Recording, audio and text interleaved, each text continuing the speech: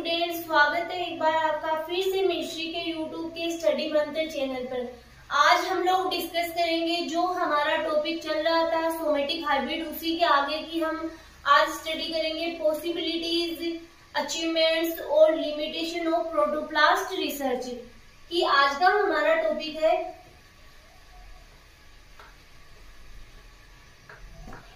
Possibilities, achievements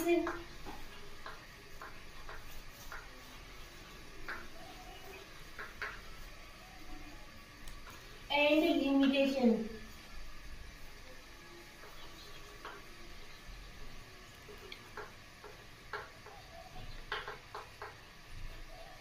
of protoplast research।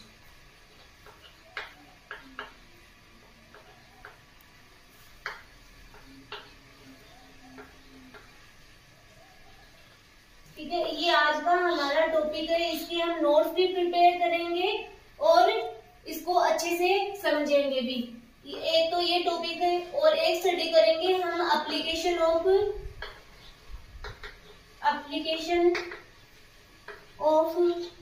Protoplast fusion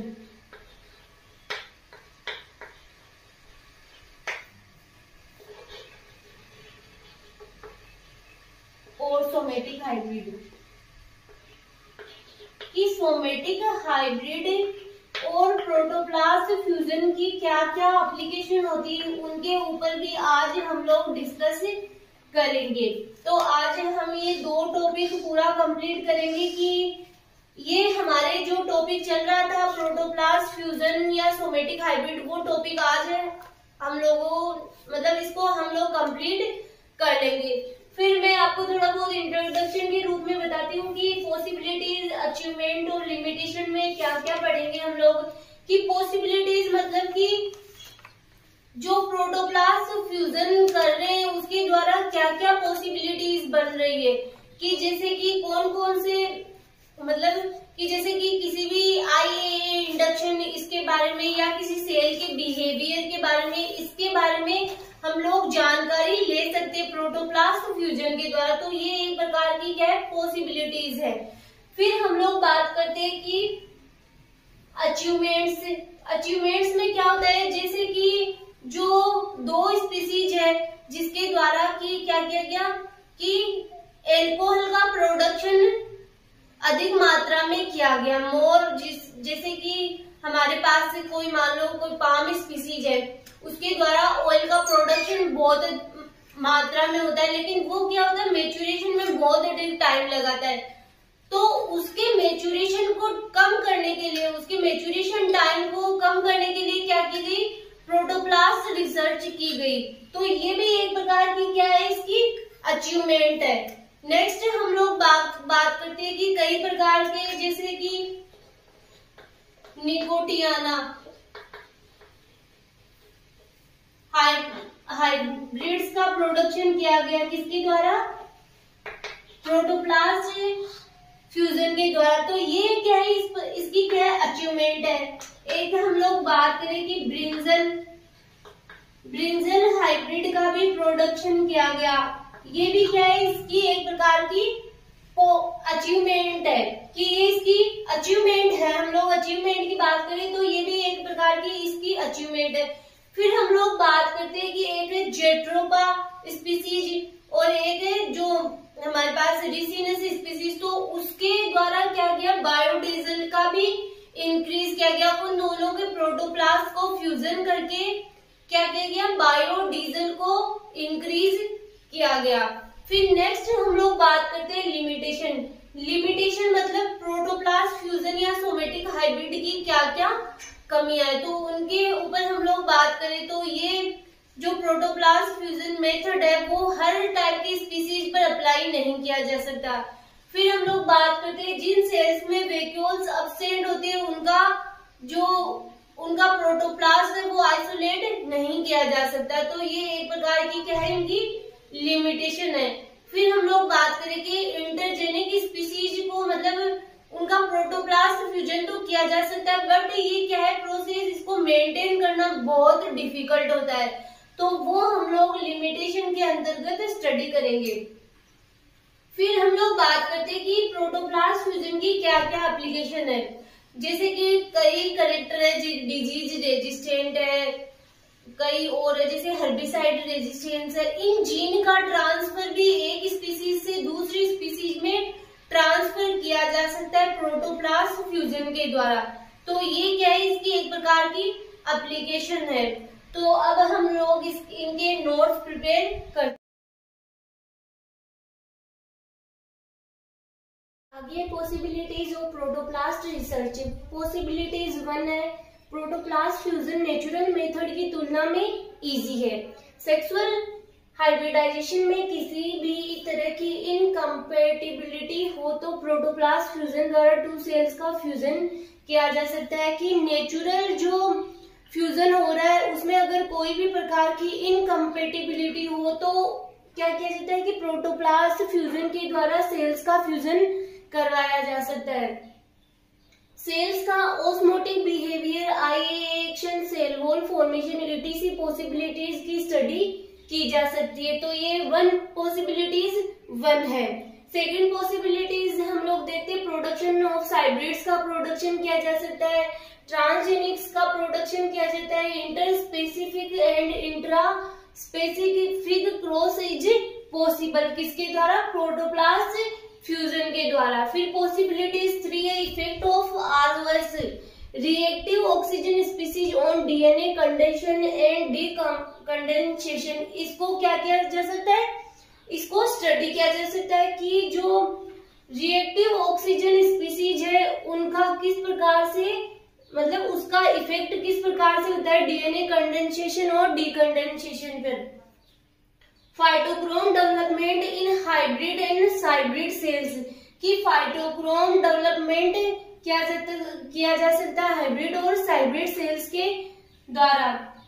proteomic and transcriptomics are to be studies, कि इस प्रकार की study को भी किया जा सकता है कि प्रोटियोमिक और ट्रांसक्रिप्टोमिक्स की भी स्टडी की जा सकती है, किसके द्वारा, प्रोटोप्लास्ट रिसर्च के द्वारा। फिर नेक्स्ट हम लोग बात करते हैं अचीवमेंट्स, कौन कौन सी अचीवमेंट्स प्रोटोप्लास्ट फ्यूजन के द्वारा की गई है। तो अचीवमेंट फर्स्ट में एल्कोहल का प्रोडक्शन, सेकेरोमाइसिस सेरेबेसी एंड ट्राइकोडर्मा रेसी दोनों की सेल्स को फ्यूज करके सेल्स बनाई गई। उस सेल में एक कार्बन सोर्स के तौर पर, मतलब इन दोनों को क्या किया गया, इन दोनों के प्रोटोप्लास्ट को फ्यूज किया गया और बनाई, उस फ्यूज करके जो सेल्स बनाई गई उस सेल में कार्बन सोर्स के तौर पर सेलुलोज का यूज करने पर 80% मोर एल्कोहल का प्रोडक्शन हुआ। तो ये एक प्रकार की अचीवमेंट ही है कि 80% मोर एल्कोहल का प्रोडक्शन हो रहा है अगर 2 अलग अलग स्पीसीज के प्रोटोप्लास्ट को फ्यूज कर रहे हैं। तो नेक्स्ट अचीवमेंट की बात करते हैं।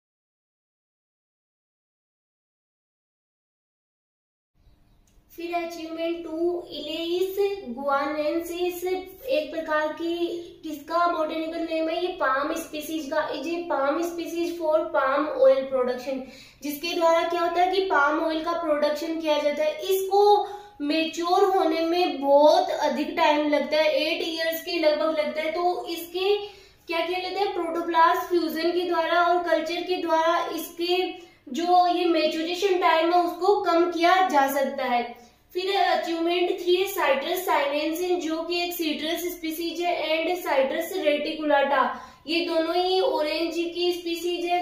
सेल्स को फ्यूजन करके उनके प्रोटोप्लास्ट के द्वारा न्यू स्पीसीज प्रोड्यूस की गई, जिसके फ्रूट में सीड नहीं थे, अर्थात सीडलेस फ्रूट प्राप्त करने के लिए भी प्रोटोप्लास्ट रिसर्च वो यूज में आती है। नेक्स्ट अचीवमेंट 4 है कि पोटैटो प्लस टोमेटो के द्वारा एक पोमेटो हाइब्रिड प्रोड्यूस की गई प्रोटोप्लास्ट फ्यूजन के द्वारा, मतलब इसका और इसका प्रोटोप्लास्ट फ्यूज किया गया और एक नई species pomato hybrid produce by fusion of protoplast. फिर नेक्स्ट है jatropha curcas and ricinus communis hybrid are produced for increase biodiesel production, कि इन दोनों के प्रोटोप्लास्ट फ्यूजन के द्वारा एक हाइब्रिड का प्रोडक्शन किया गया, जिसके द्वारा बायोडीजल का क्या किया गया, बायोडीजल को इंक्रीज किया गया। ठीक है, फिर नेक्स्ट है different nicotiana hybrid are produced, कि इसके द्वारा डिफरेंट निकोटियाना हाइब्रिड को भी प्रोड्यूस किया गया, different brinjal hybrid are produced. फिर हम लोग बात करते हैं इसकी लिमिटेशन की, इस प्रकार के प्रोटोप्लास्ट फ्यूजन की मतलब कौन सी लिमिटेशन है, कौन सी कमियां है। तो लिमिटेशन 1 में हम बात करते हैं कि यह कोई नॉर्मल मेथड नहीं है जिसे सभी स्पीसीज पर यूज किया जा सके, कि ये जो मेथड है वो सभी स्पीसीज पर यूज नहीं किया जा सकता। Intergenic cross is possible but इसका सर्वाइवल एंड मेंटेन करना बहुत डिफिकल्ट होता है। फिर हाइब्रिड प्रोडक्शन में सम क्रोमोसोम डिलीट हो जाते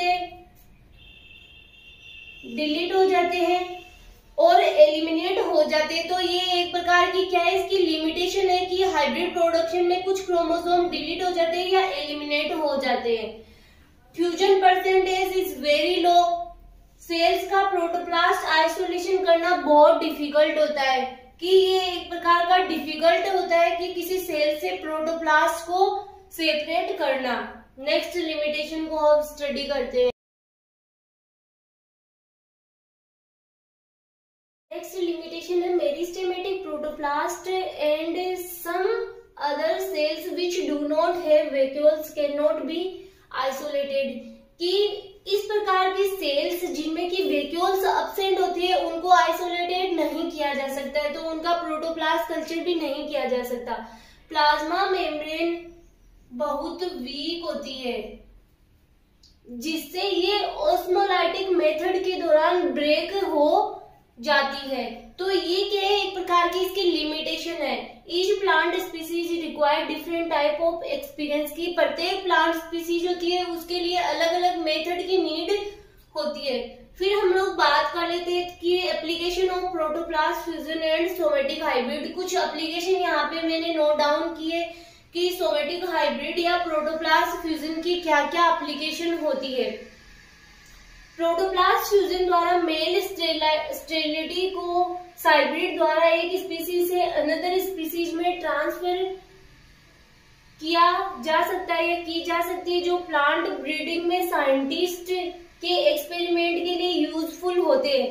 कि प्रोटोप्लास्ट फ्यूजन के द्वारा जो मेल स्टेरिलिटी होती है उसको क्या किया जाता है, एक स्पीसीज से दूसरी स्पीसीज में ट्रांसफर किया जाता है, और ये साइंटिफिक स्टडी के लिए इम्पोर्टेंट होता है। मतलब इसको ट्रांसफर करके फिर इनकी स्टडी की जा सकती है।